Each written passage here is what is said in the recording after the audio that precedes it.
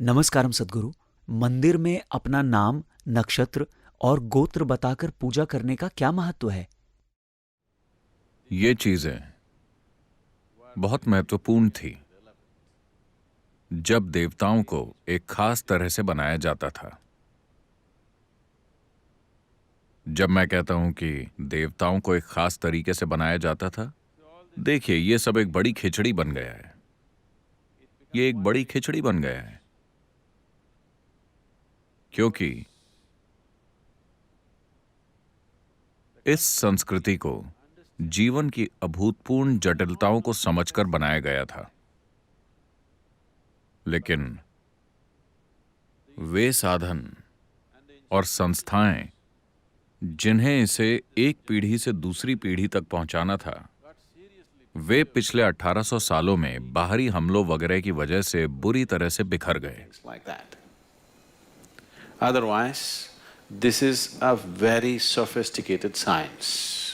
वरना ये काफी प्रभावशाली विज्ञान है। उन दिनों हर आदमी हर मंदिर में नहीं जाता था। कुछ मंदिर थे जो सभी की भलाई के लिए थे, वहां हर कोई जाता था। लेकिन किसी खास वजह के लिए लोग अपने कुल देवता के पास ही जाते थे।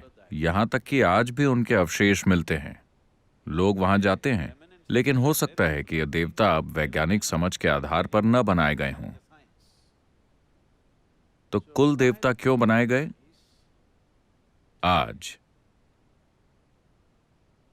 अगर कोई 100 साल पहले मरा था, तो भी खुदाई करने पर अगर उनको एक छोटी सी हड्डी भी मिलती है, तो वो उसे लेबोरेटरी में ले जाकर डीएनए चेक करके और आपका डीएनए चेक करके बता सकते हैं कि ये आपके दादाजी थे।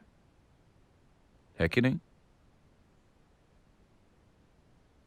अगर कोई 10,000 साल पहले भी मरा हो और अगर उन्हें कोई भी अवशेष मिलते हैं, आज आप इजिप्ट के ममीज को ले सकते हैं जो कम से कम 4,000 साल पुरानी हैं।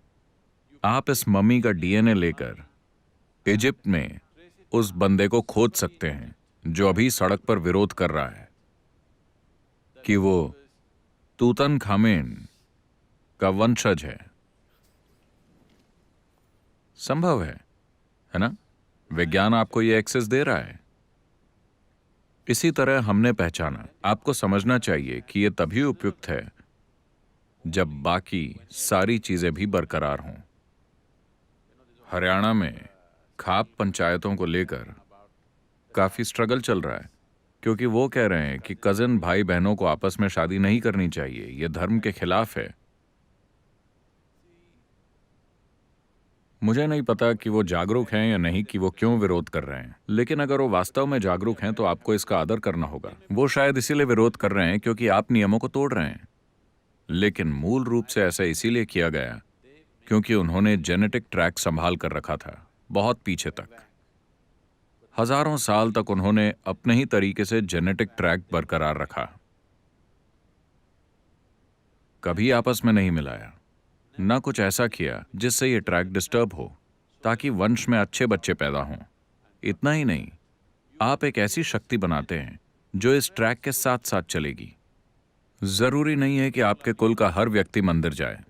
आप जाइए और प्रार्थना कीजिए, इसका लाभ सबको मिलेगा क्योंकि हम सभी आपस में जुड़े हुए हैं। आने वाले समय में मेडिकल साइंस में भी ऐसा होगा। अगर उनको कोई शुद्ध जेनेटिक मटेरियल मिलते हैं, शुद्ध जेनेटिक लाइन का मतलब है कि वो लोग कुछ ऐसा कर सकते हैं कि कुछ ऐसा ढूंढ लें जो आपके डीएनए के लिए काम करे। उसे बस हवा में स्प्रे कीजिए। जिन भी व्यक्तियों का डीएनए उस तरह का होगा, उन्हें तुरंत फायदा होगा। अभी वे लोग कह रहे हैं कि एशियंस का डीएनए एक तरह का है और उन्हें आसानी से डायबिटीज हो जाती है। अमेरिकन्स का डीएनए ऐसा है, उन्हें कुछ और हो जाता है। क्या वो ऐसा नहीं कह रहे? तो अगर आप बस एक सप्लीमेंट डाल दें एशियन या अमेरिकन या यूरोपियन लोगों के भोजन में, तो आप लोगों की जीवन शैली बदल सकते हैं। ऐसा हुआ भी है।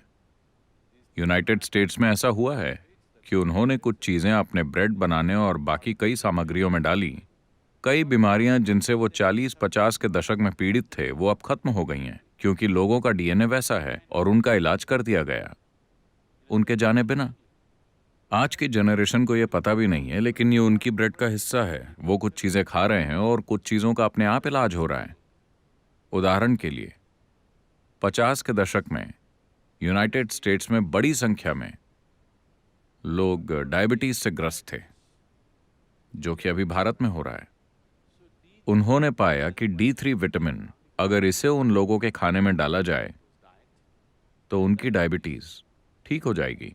उन्होंने D3 विटामिन ब्रेड में डाला और अमेरिका में काफी लोगों की डायबिटीज ठीक हो गई। अब ये हमारे पास आ रही है।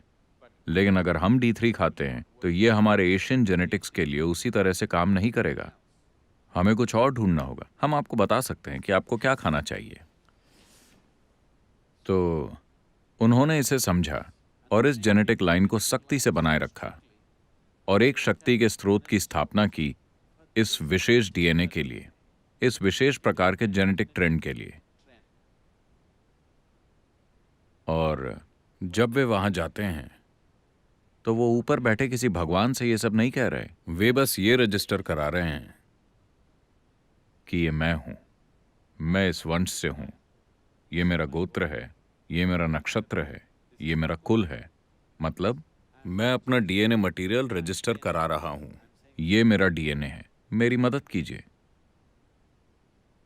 ये सबसे वैज्ञानिक तरीका है। विज्ञान जो खराब हो गया, टेक्नोलॉजी सही तरीके से ट्रांसफर नहीं हुई, आज ये सब खिचड़ी बन गया है। इसलिए ये अब पहले जैसे काम नहीं करेगा। अगर उन्होंने जेनेटिक लाइंस को बनाए रखा होता तो वो उसी तरह से काम करता। लेकिन अभी आपको पड़ोस की लड़की से प्यार हो गया, वो कोई भी हो सकती है। आपकी पसंद उन चीजों को बनाए रखने से ज्यादा अहम हो गई है। मेरा मतलब समाज बदल गया है, तो उन चीजों का अब मतलब नहीं रहा। लेकिन जब चीजें सही तरह से बरकरार थीं तो इसका महत्व था। ये जीवन की एक बेहतरीन समझ थी, जेनेटिक्स की और उसके काम करने के तरीके की एक बेहतरीन समझ।